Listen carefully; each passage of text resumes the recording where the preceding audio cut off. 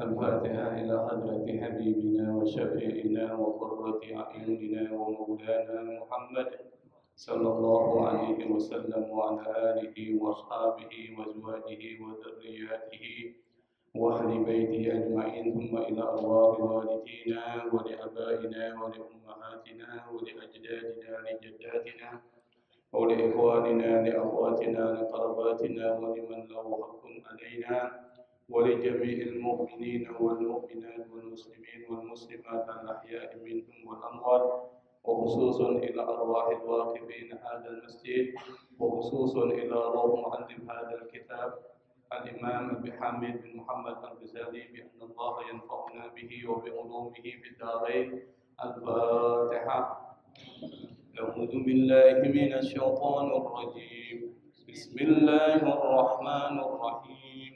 الحمد لله رب العالمين الرحمن الرحيم مالك يوم الدين إياك نعبد وإياك نستعين اهدنا الصراط المستقيم صراط الذين أنعمت عليهم غير المغضوب عليهم ولا الضالين.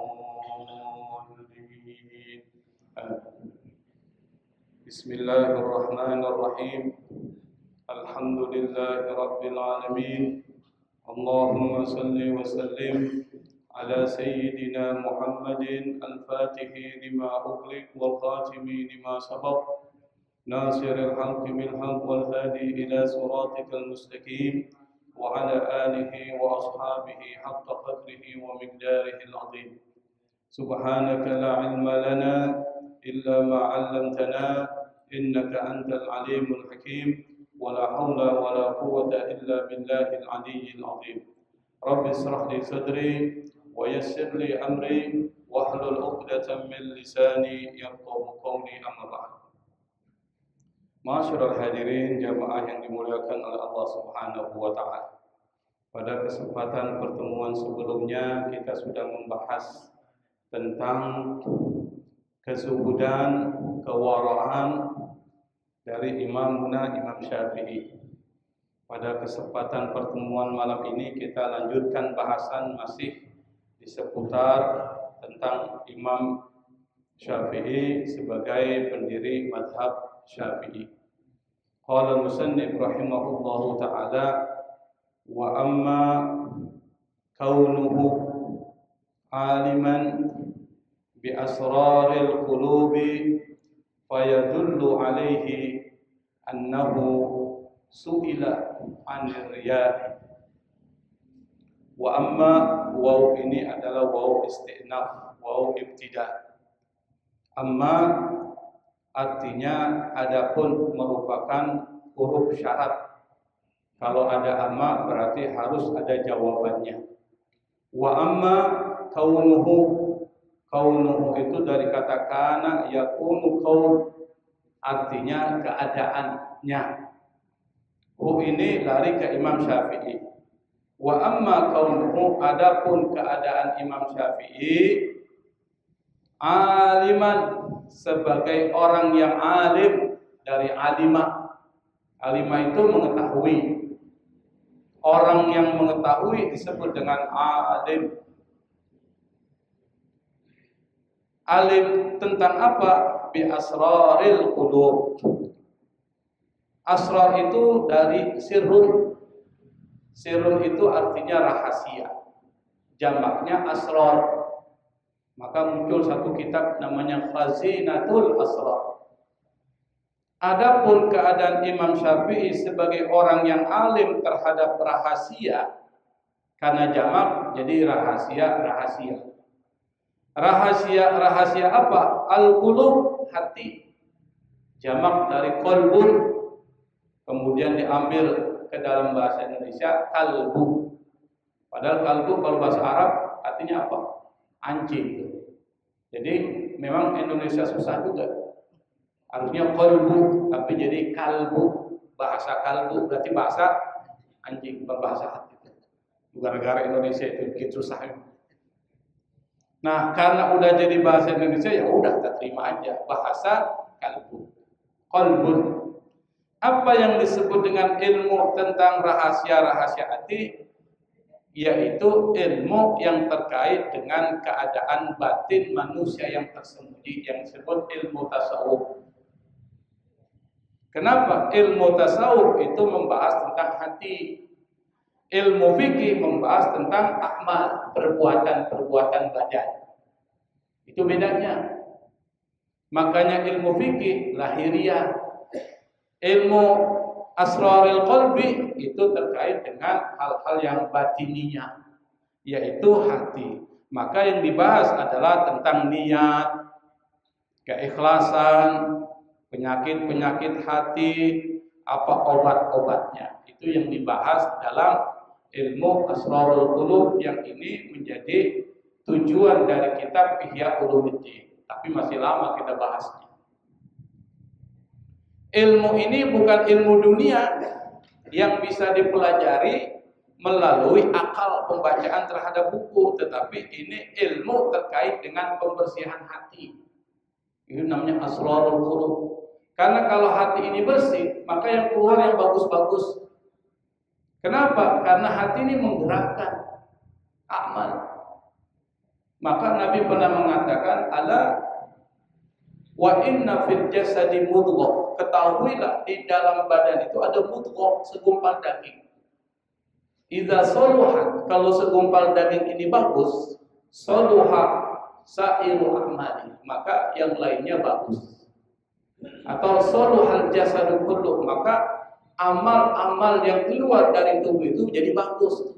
Wa idza fasada, kalau segumpal daging ini bermasalah, rusak, banyak penyakitnya, fasadal jasadu kullu, kata Nabi, maka semua yang keluar dari jasad kita, dari mata kita, mulut kita, telinga kita, tangan kita, kaki kita, semuanya rusak.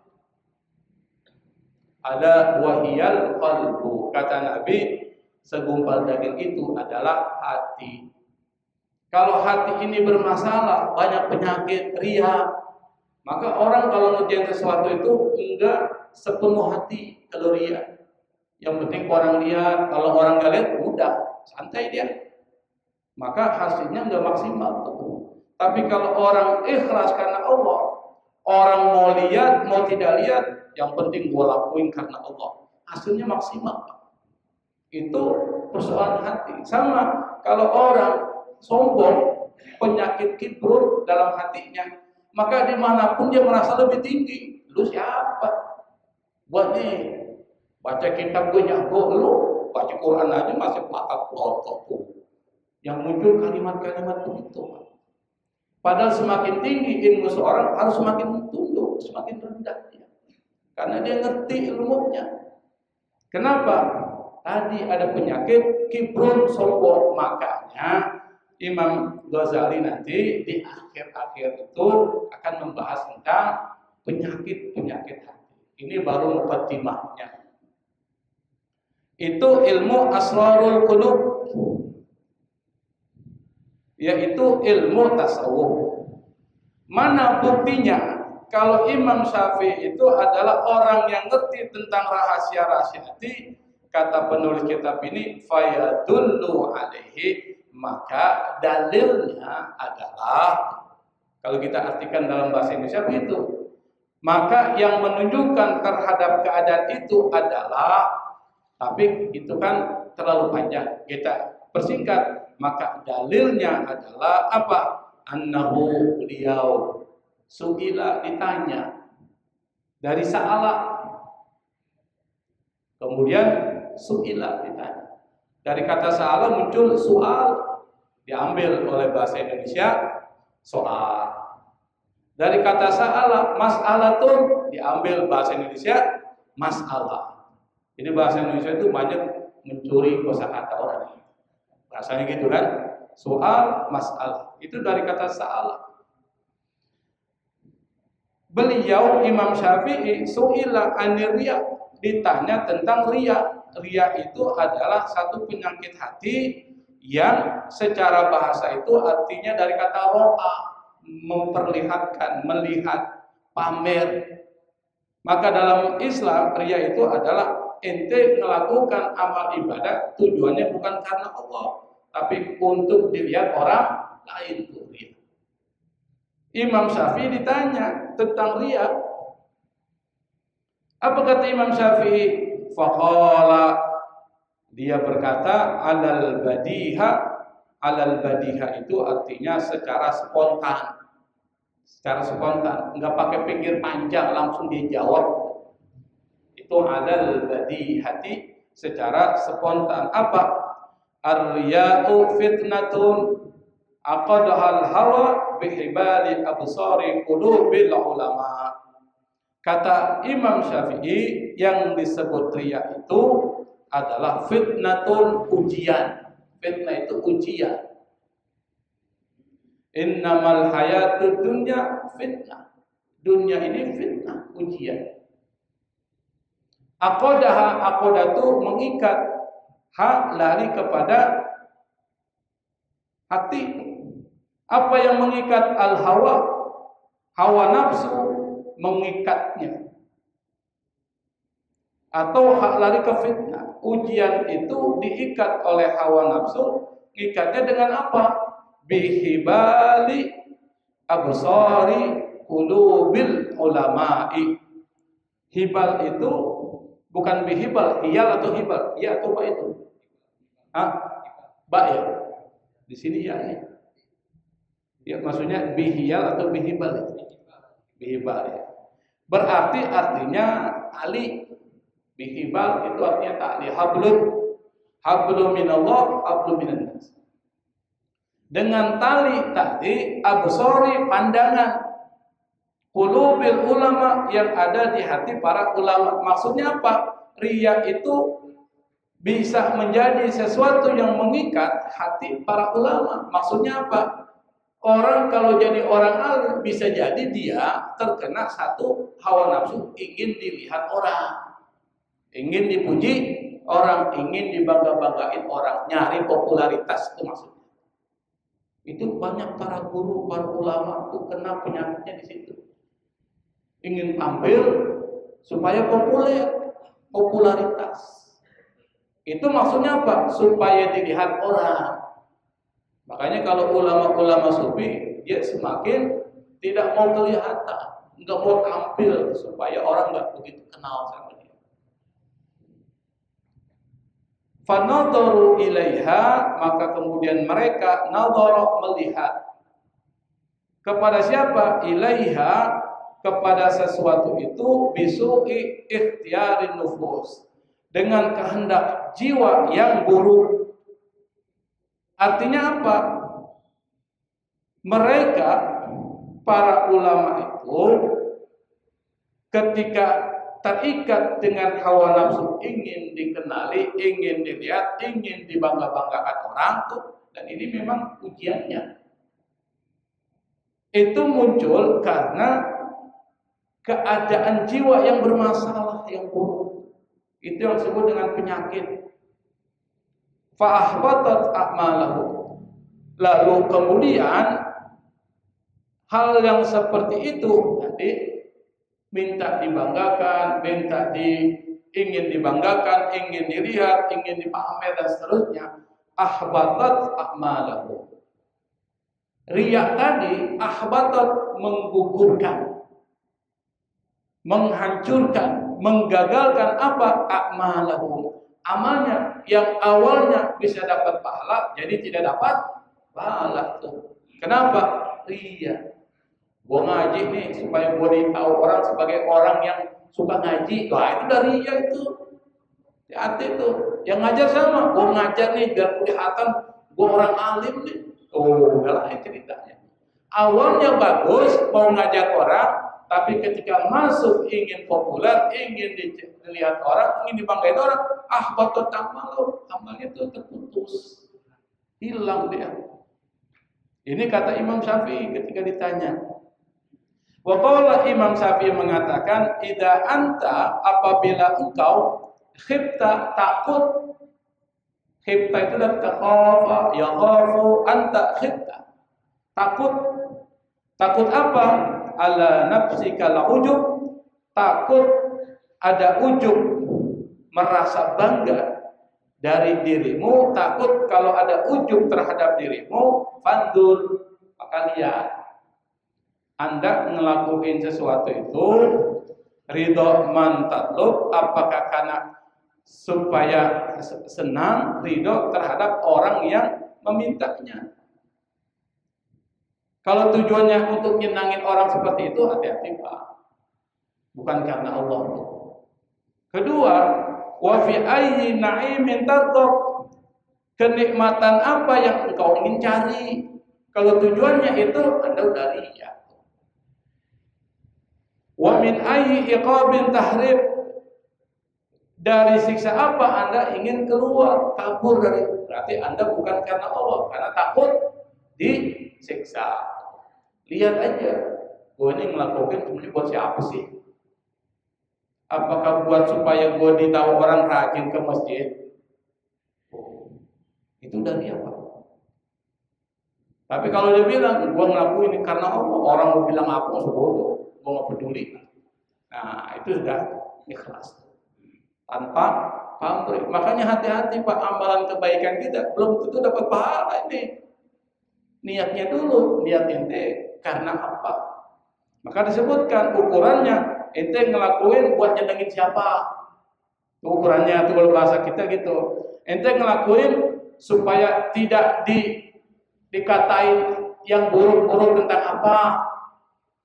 Ente ngelakuin wa ayyu afiyatin taskur, untuk satu keafiatan yang kau syukuri, wa fi ayyi bala'in taskur, atau lihat kepada bencana apa yang kau ingat. Jadi bahasanya kalau kita simpulkan, ente ngelakuin buat siapa?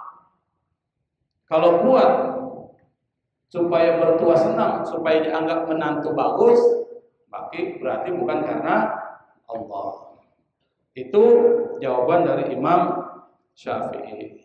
Kenapa sampai persoalan riya ini menjadi persoalan yang sangat penting harus kita pahami? Yang pertama, Nabi pernah mengatakan, inna akhwafa ma akhafu alaikum asyirkul asghar wa huwa ar-riya. Kata Nabi, yang paling aku takuti terhadap kalian itu adalah asyirkul asghar, kesyirikan kecil. Apa itu kesyirikan kecil? Yaitu riya. Ini yang paling takuti Nabi. Kenapa? Banyak orang enggak terlepas dari itu. Kalau dia melakukan kebaikan tujuannya itu, maka hapus dia. Capek dia, sayang amalnya. Udah capek-capek dia pergi ke masjid, ternyata amalnya hilang karena riya itu. Sama dengan orang nyumbang Pak, ditulis, nggak ada masalah ditulis. Tapi ketika dia ditulis, dia bilang, tuh yang paling gede gua kan. Oh, apa yang terjadi? Amalnya terputus. Makanya kalau nyumbang aja, ditulis biarin. Yang penting gua enggak tujuannya itu. Itu yang dimaksud. Gua nggak perlu disebut hamba Allah. Hamba Allah. Pak diumumin, udah tahu nggak hamba Allah siapa? Sama aja kan? Tulis aja namanya, tapi niatnya karena Allah. Ini pura-pura kan pakai hamba Allah, biar kelihatan dianggap dia ikhlas. Ternyata dia bilang sama adminnya, gua tuh yang nyumbang tuh hamba Allah. Hancur juga amalnya kan? Nah, kenapa ini paling ditakuti oleh Rasulullah terjadi pada umatnya? Kenapa? Riya merusak keikhlasan dan menghapus amal. Capek-capek kita ngerjain, tapi ternyata amal kita hapus. Namanya habitat a'maluhum, terputus, hapus amal-amal kita. Sama dengan orang belajar Pak di sekolah, dia belajar itu bukan supaya dia paham, tapi dia belajar tujuannya adalah supaya dipuji guru, dapat juara. Adanya gitu? Ada itu. Ini analoginya. Hasilnya dia dapat nilai bagus, tapi ilmunya tidak bermanfaat, bisa hilang. Tuh seperti orang sekolah. Yang kedua yang ditakuti oleh Nabi alasannya adalah karena riya itu sulit dideteksi, sulit dikenali, Pak. Kadang-kala kita nggak tahu tuh yang kita lakukan itu adalah riya, kita nggak tahu. Biasa aja perasaan gua. Padahal ketika dia ngomong seperti itu, dia melakukan seperti itu udah kena unsur dia dan itu terhapus amalnya. Seperti apa? Saking kecilnya riya itu sulit dideteksi, seperti semut kecil yang masuk ke dalam gua tanpa terlihat, ke dalam gula tanpa terlihat. Kalau kita periksa betul-betul tuh gula yang dimasuki semut itu kelihatan. Ada gulanya nih. Yang ini gula ini sudah dikotori oleh semut. Tapi kalau kita nggak lihat dengan jeli kelihatan tuh gula semut itu. Ini kan biasanya kita beli sesuatu ada gula nih, gula Jawa, gula merah kan.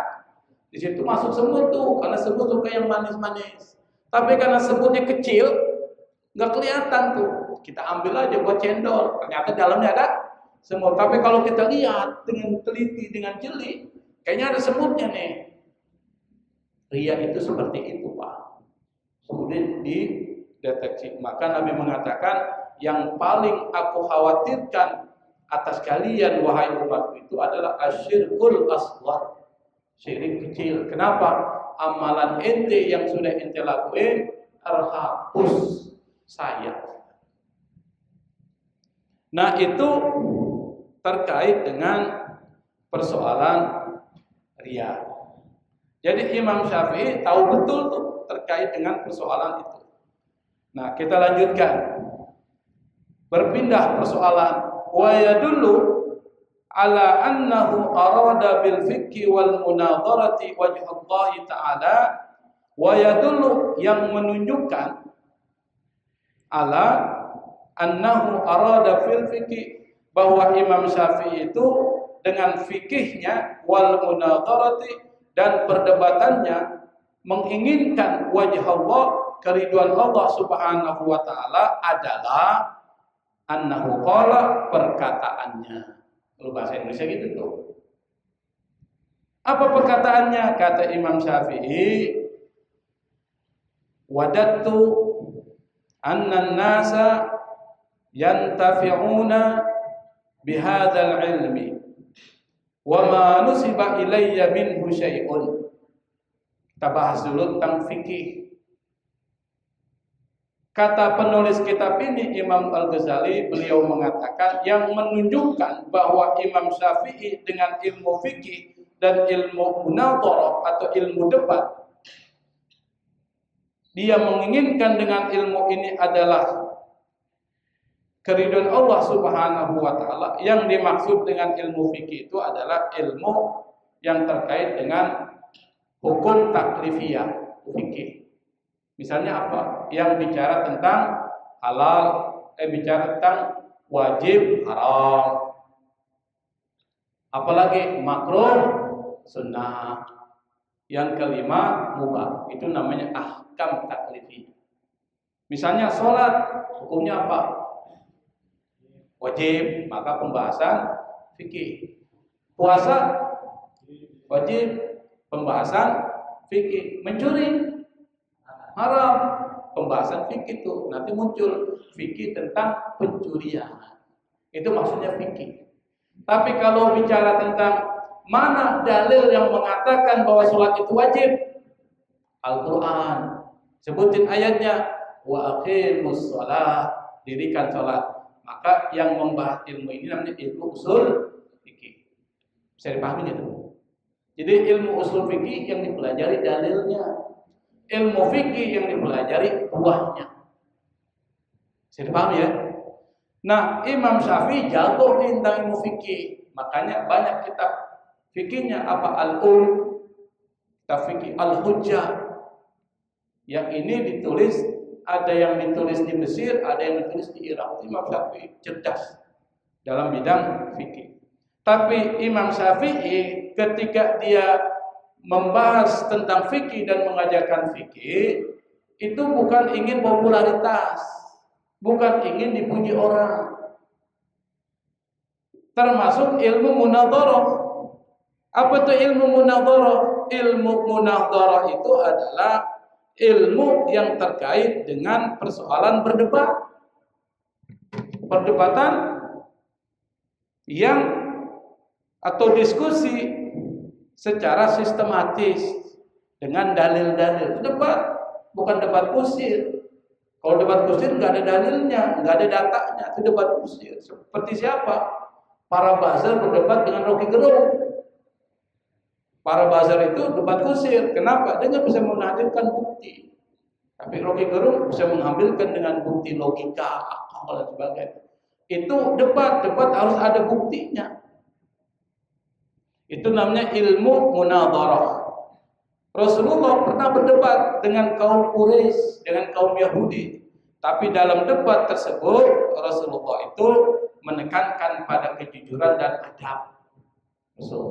Kalau orang ngomong didengerin, jangan saling ngomong, dengerin dia. Habis dia dengerin selesai, baru dia memberikan komentar-komentar. Itu baru debat yang terpuji. Wajadilhum billati hiya ahsan. Debatlah mereka, kata Allah, dengan cara yang terbaik. Maksudnya apa?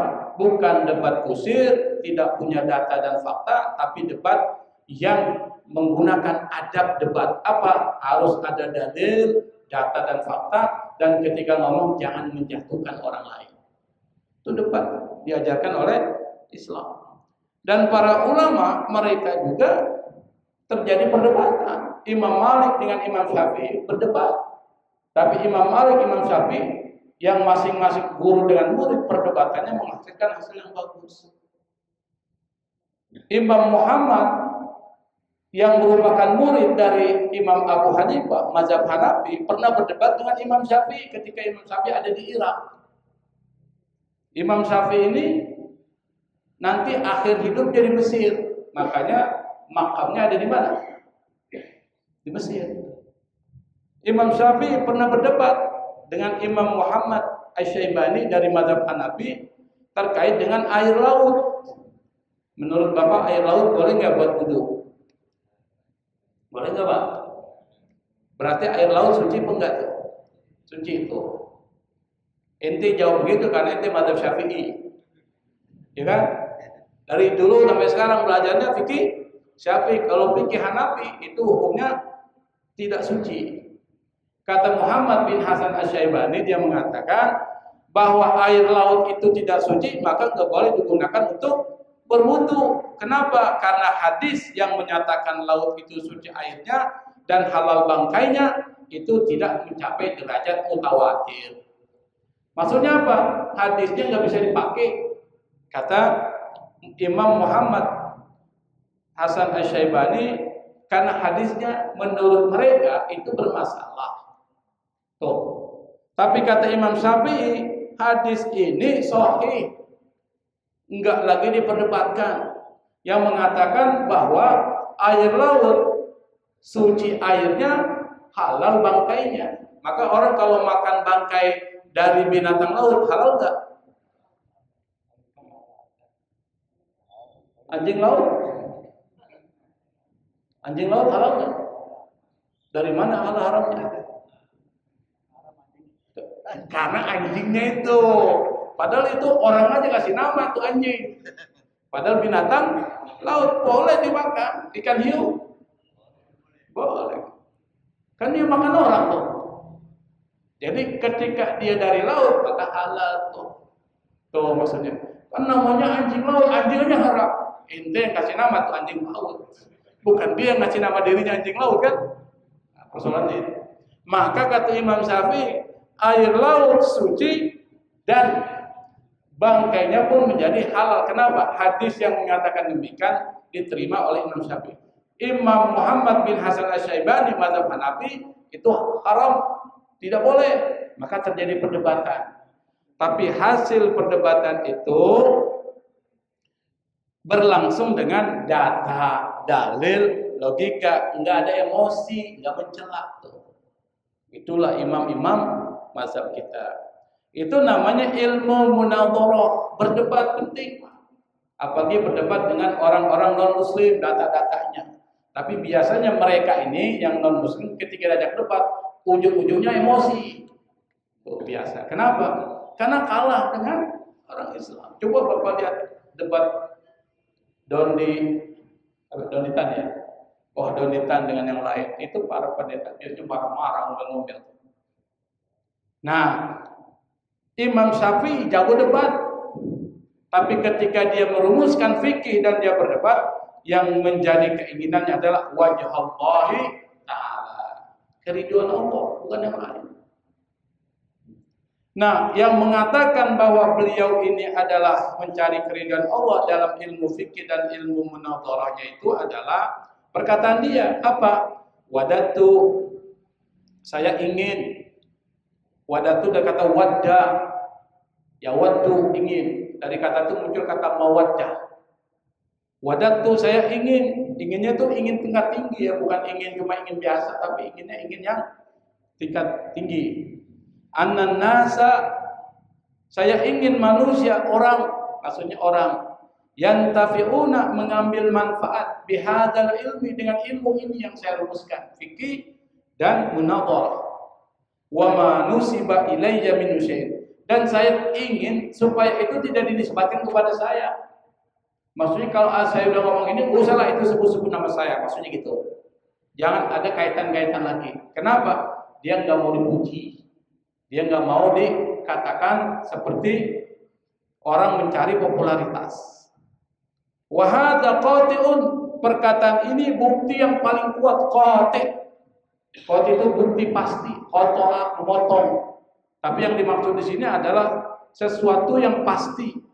Apa bukti yang pasti? Bahwa annahu lam yarid bihi syaitan finnas. Bahwa Imam Syafi'i lam yurid, tidak ingin bihi, dengan ilmunya dia, syaitan finnas. Apa itu syaitan? Popularitas di kalangan manusia. Syait dari kata saut, suara. Yang dimaksud popularitas.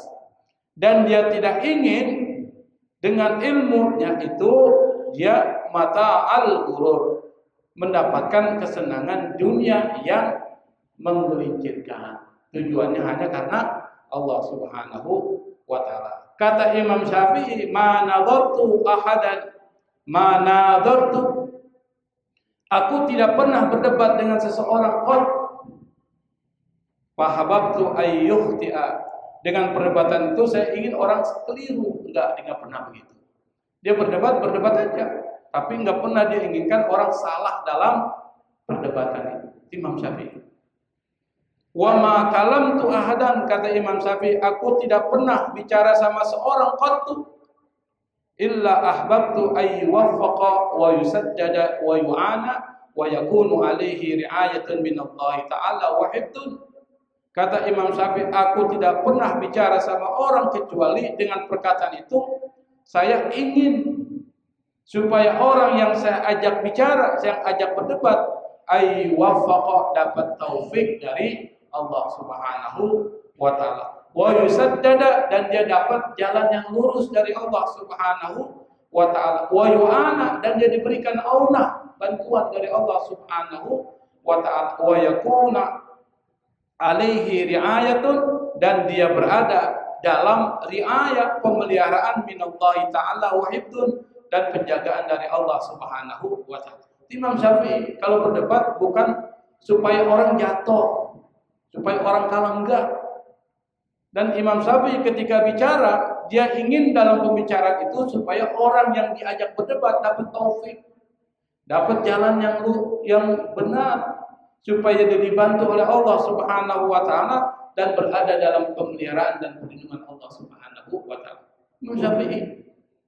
Maka kalau ada orang mengatakan Imam Syafi'i begini-begini secara buruk, ente belajar dulu tentang biografi atau manaqib dari Imam Syafi'i. Wa ma kallamtu, kata Imam Syafi'i, aku tidak bicara ahadan qattu, kepada seorang pun, illa wa ana uridu ay yubayyina Allah ta'ala al-haqqa ala lisanihi aw ala lisani. Kata Imam Syafi'i, aku tidak bicara sama seorang pun kecuali aku ingin ayyubayyinallahu, Allah menjelaskan kepadanya apa? Al-haqqa, kebenaran, ala lisanihi, melalui lisannya, au ala lisani, atau melalui lisanku. Itulah perdebatan yang sebenarnya. Perdebatan itu bukan cari kalah dan menang. Perdebatan itu bukan menghinakan. Perdebatan itu adalah Anda mencari kebenaran. Dan orang yang diajak berdebat, dia berada di dalam kebenaran ketika kita berdebat dengan orang tersebut. Itu dalil atau petunjuk yang mengatakan bahwa Imam Syafi'i itu apa? Orang yang dalam fikih dan ilmu debatnya yang diharapkan hanyalah keridhaan Allah Subhanahu wa taala. Ini jelas di dalam kitab Mukhtasar Ihya Ulumuddin. Lalu apa perkataan muridnya? Wa qala Ahmad bin Hanbal. Ahmad bin Hanbal ini murid beliau. Beliau belajar kepada Imam Syafi'i di Irak. Karena Imam Ahmad bin Hanbal itu dari Irak, Baghdad. Dia belajar selama 4 tahun ketika Imam Syafi'i tinggal di Baghdad sebelum pindah ke Mesir. Perkataan Imam Syafi'i di Baghdad namanya qaulun qadim, perkataan lama. Perkataan Imam Syafi'i di Mesir namanya qaulun jadid. Ada seorang ulama Betawi namanya Kiai Nahrawi Abdus Salam, tinggal di Pancoran. Sekarang sudah meninggal. Banyak muridnya juga. Saya pernah juga ketemu dengan beliau. Beliau ini ambil S1, S2, S3 di Mesir Al-Azhar. Dan dia nulis satu disertasi itu namanya Imam Syafi'i fi madhhabaihil qadim wal jadid. Imam Syafi'i dalam pendapat-pendapatnya yang lama dan baru, al-qadim wal jadid. Al-qadim itu pendapat Imam Syafi'i di Irak. Sementara pendapat Imam Syafi'i yang baru itu di Mesir sampai beliau meninggal di Mesir. Imam Ahmad bin Hanbal itu jadi murid Imam Syafi'i ketika Imam Syafi'i ada di Irak. Apa kata Imam Ahmad bin Hanbal? Kata Imam Ahmad bin Hanbal, adabnya kepada gurunya, dia mengatakan, ma shallaitu, saya enggak pernah salatan mundu arba'ina sana, selama 40 tahun, wa illa wa ana ad'u li Syafi'i, kecuali dalam salat saya selalu mendoakan Imam Syafi'i. 40 tahun dia salat, setelah selesai salat dia doain siapa? Gurunya. Siapa gurunya? Imam Syafi'i. Kenapa? Karena Imam Syafi'i berjasa kepada Imam Ahmad bin Hanbal, terutama ketika berargumentasi dengan hadis. Yang ngajari Imam Syafi'i. Karena Imam Syafi'i dapat gelar Nasirus Sunnah, dia penolong hadis. Yang saat itu orang nggak mau pakai hadis tuh, Imam Syafi'i muncul, dia serang tuh orang-orang yang pakai logika yang nggak pakai hadis di Irak. Kemudian dia buat satu kitab namanya Ar-Risalah. Makanya Risalah jadi majelis taklim tuh, karena mengambil dari kitab Imam Syafi'i. Bahwa dengan kitab ini diubah semua cara berpikiran orang itu. Itu kitab Ar-Risalah fil usul. Nah, Imam Ahmad bin Hanbal juga belajar tentang ilmu yang menggunakan hadis dan ra'yi itu. Itu Imam Syafi'i yang pakai, menggabungkan antara hadis dan akal. Yang dulu orang ada yang hadis aja nggak pakai akal, ada yang akal aja nggak pakai hadis. Imam Syafi'i gabungkan al-jam'u baina ra'yi wal hadis, digabungkan antara ra'yi dan Imam Ahmad belajar dengan Imam Syafi'i itu. Bayangkan kalau nggak ada Imam Syafi'i dia nggak ngerti itu caranya. Karena dia berhutang budi, dia berterima kasih kepada Imam Syafi'i, Imam Ahmad, pendiri mazhab Hambali. Dia doa, ya Allah, selalu muliakan Imam Syafi'i dan ampuni semua dosa-dosa. 40 tahun, Pak. Bayangkan. Dia sholat nggak pernah lupa mendoakan Imam Syafi'i. Kenapa? Yang pertama, takrim, pemuliaan dan terima kasih kepada Imam Syafi'i. Yang kedua, mengakui kontribusi Imam Syafi'i kepada dia begitu besar. Yang ketiga, keteladanan dalam menghargai guru. Kalau Bapak punya guru, hargai, meskipun itu guru SMP, guru SD, SMA, itu guru juga, hargai ya. Kalau ada kesulitan, bantu. Bapak nggak bisa baca tulis kalau nggak ada guru SD, betul nggak Pak? Bapak nggak bisa matematika tuh kalau nggak belajar sama guru matematika di SD. Nggak bisa. Dengan ilmu itu, Pak Redi belajar di pajak, jadi kakandul pajak mantan kan. Kalau bukan karena guru nggak bisa dia ngitung tuh. Betul nggak Pak Redi? Makanya perlu berterima kasih sama guru. Bapak nggak bisa cara sholat yang baik kalau nggak ada ustadznya. Maka ustadz dulu ingat tuh. Kira-kira siapa yang ngajarin gue sholat dulu ya ustadz? Masih ingat nggak siapa ustadz juga? Oh nggak lupa kan? Siapa belajar sholat sama siapa Bang Didi? Belajar sholat sama siapa? Gurunya. Wah Mbak Tohir. Cang jamat. Tapi masih ingat.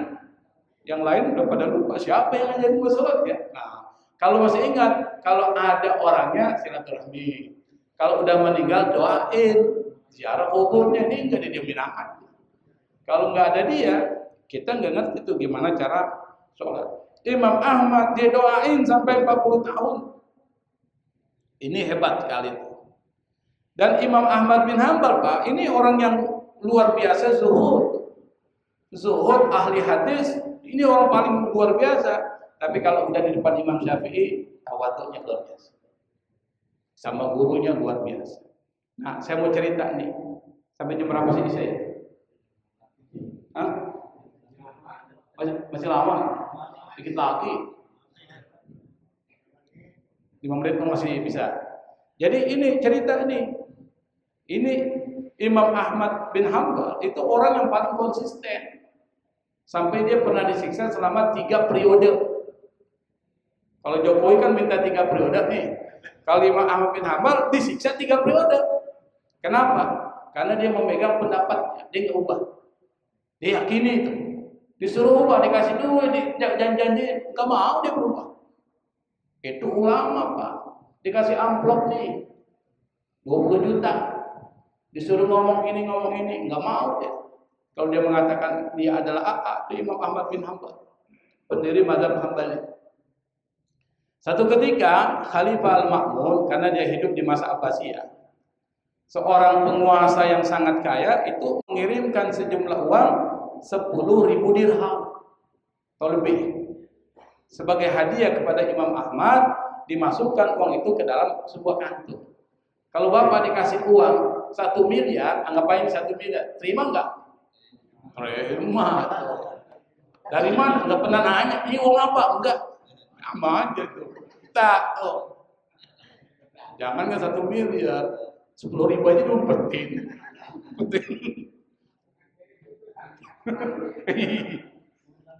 Belakang itu. Nah, utusan khalifah datang kepada Imam Ahmad yang saat itu sedang ngajar di masjid di Irak. Utusan itu lalu taruh uang itu di depannya. Dia nyampaikan, ini hadiah dari Khalifah Al-Ma'mun. Khalifah Al-Ma'mun itu khalifah zaman Abbasiyah yang hebat. Pada zaman beliau itu umat Islam jaya itu. Nanti diteruskan ke Khalifah Harun Ar-Rasyid. Nah, pada zaman Harun Ar-Rasyid itu luar biasa, muncullah yang disebut dengan Abu Nuwas. Itu zaman Khalifah Ar-Rasyid, Harun Ar-Rasyid. Tapi bapaknya Khalifah Al-Ma'mun. Nah, sekarang kita lihat. Kata utusan itu, ini hadiah dari Amirul Mukminin untuk bantu kehidupan Imam Ahmad. Ketika Imam Ahmad lihat itu, dia nggak tertarik, ya, biasa aja. Bahkan sama sekali nggak disentuh tuh kantung uang itu. Dengan tenang, dia bilang, sampaikan kepada Amirul Mukminin, Imam Ahmad atau Ahmad tidak butuh uang itu. Padahal dia orang yang dalam keadaan sulit untuk bantu kehidupan. Dia bilang, saya tidak butuh. Kenapa? Karena uang dari negara biasanya ada korupsinya. Betul? Biasanya gitu. Kalau uang ada hasil yang tidak bagus, mempengaruhi enggak kehidupannya? Pengaruh. Apa? Makanannya, berpikirnya itu berubah. Kalau orang makan yang haram-haram, karakternya itu biasanya kasar. Kalau orang makan yang haram, ilmunya enggak berkah. Sampai begitu, Imam Ahmad enggak mau. Akhirnya utusan itu bingung. Dia takut kalau dia pulang, dia bilang sama Khalifah, Imam Ahmad ngomong gitu, dia bingung, dia mohon lagi. Wahai Imam Ahmad, terimalah. Setidaknya kalau kau terima, kau kasih sama yang lain. Yang penting terima dulu. Apa kata Imam Ahmad? Jika aku memang membutuhkannya, aku tidak akan mengambilnya kecuali dari orang yang aku kenal. Yang hasil jerih payahnya itu bukan dari penguasa. Kalau kita enggak, ulama-ulama banyak mendekati penguasa itu, nyari untung. Bukan nyari haji untung, nyari untung. Nyari untung, keuntungan tuh. Banyak enggak? Banyak tuh. Coba Bapak lihat siapa. Ada habaib itu dekat-dekat. Ada ulama ini, ulama itu dari NU. Kita bukan kritik NU, saya juga orang NU. Tapi kan dekat itu. Imam Ahmad bin Hanbal, saya kalau membutuhkan dikasih orang, saya tahu orang itu yang saya kenal. Yang memang hasil jerih payahnya halal. Kalau dari penguasa, nggak mau saya. Kenapa? Itu tadi tuh, nggak mau tuh, karena di situ banyak harta-harta yang merampas orang lain, hak orang. Pajak, paksa orang bayar pajak. Apalagi banyak itu. Akhirnya utusan itu kembali membawa hadiah kepada Khalifah Al-Ma'mun. Imam Ahmad bin Hanbal memilih lebih senang hidup sederhana, terima rezeki yang halal. Itu baru ulama, Pak. Tapi kalau ulama-ulama sekarang, mohon maaf, karena itu tadi yang dia cari itu bukan keriduan Allah, tapi lebih ke popularitas dan dekat dengan penguasa. Banyak cerita, nanti kapan-kapan kita akan cerita tentang Sufyan Ats-Tsauri.